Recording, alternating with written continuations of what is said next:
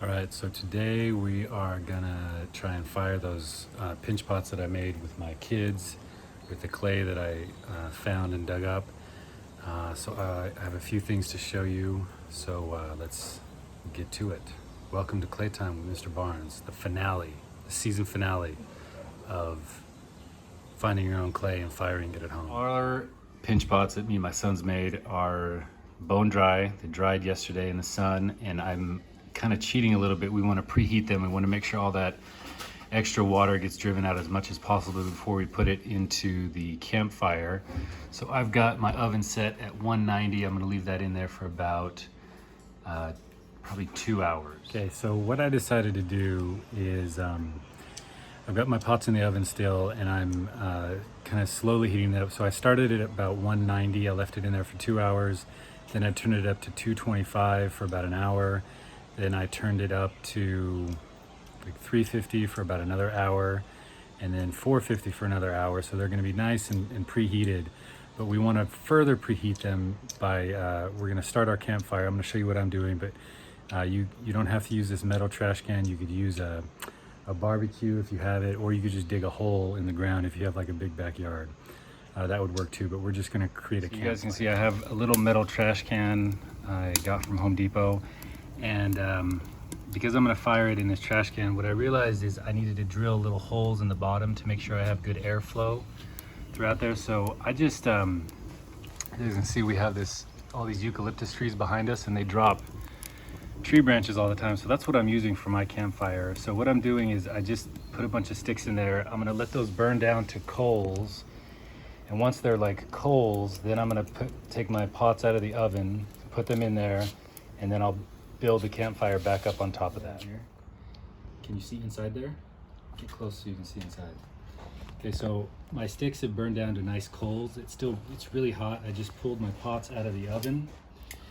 And looking at these, like a couple of these have cracked really bad, and I don't think that I'm gonna fire them, but a couple of them might be okay. So these are pretty hot. I'm gonna be careful, but I want you to, this one is gonna be a little different. This is gonna be what's called a sagger fire. So I'm gonna wrap this one in tin foil, and I put some eucalyptus leaves on there, some salt, and some copper wire. Now I know that copper tends to give different effects on ceramic. So we're gonna see if I can get maybe some reds or some greens on this one, and then we'll see what the salt does. So I'm just gonna wrap this up pretty tightly. Ooh, that's hot.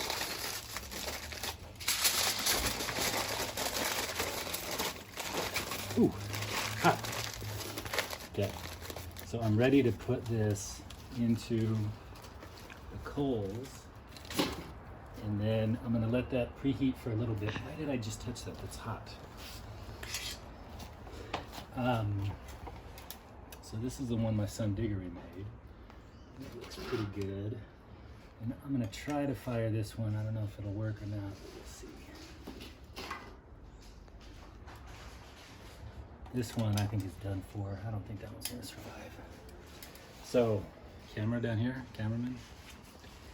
I'm gonna let those preheat in there for a little bit, and then what I'm gonna do is slowly start adding small sticks, and then build up a pretty big fire again. And I'm gonna let this fire for maybe, I don't know, just until I get like a really big campfire going, and that should do the trick. We'll see.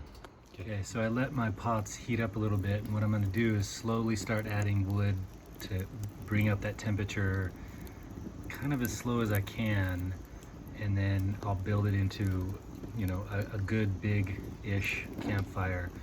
And then once I have, you know, the whole thing covered in wood, I'll just let it burn down, and that'll be pretty much it. So there's my campfire. I feel like that's probably good enough. Just a good roaring, you know, for the size of the trash cans I have, that's a pretty big fire. So I'm just gonna let that burn out all the way and just let it cool naturally, and then we'll see if the pots survived and if they got fired. All right, so it's been a few hours, and this still feels a little bit warm, but you can see one of the pots kind of peeking out there. That sounds promising. Let's see if we can get this out. And dump out the ashes. And look, I think we got a little sizzle there. Sorry, I'm my own cameraman right now, and I'm not doing a very good job of it.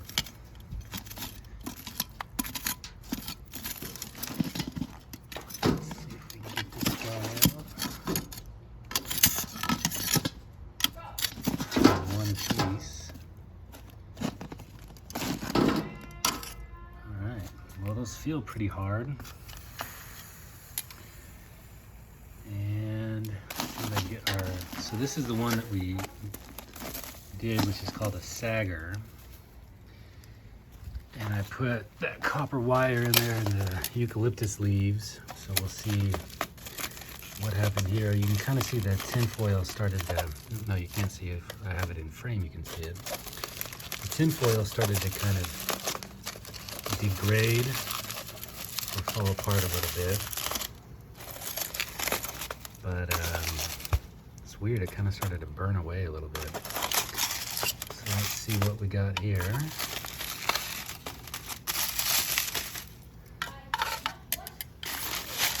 So you can kind of see that copper wire is still sort of intact. So it didn't get quite hot enough to melt. And I don't really see that it did much of an effect. But you can see where it's, you know, black on one side and sort of that red color on the other side. That's where more carbon from the smoke entered the clay, which is kind of what I wanted. So there we go. We've got, these are going to be little succulent planters. Let me let them cool off a little bit more, and I'll get them cleaned up, and then we'll do a final little looky-loo. But if I just kind of set that there and tap it, it doesn't quite sound like ceramic, but it's definitely hard, and it's definitely not clay anymore. So, success, I guess. All right, kids, so we've finished the project. The pots came out of the little makeshift firing can that I did. Of the 3 that I fired, only one of them was really sort of successful. This is the little planter that I wrapped in the tin foil, and I had put salt and copper wire and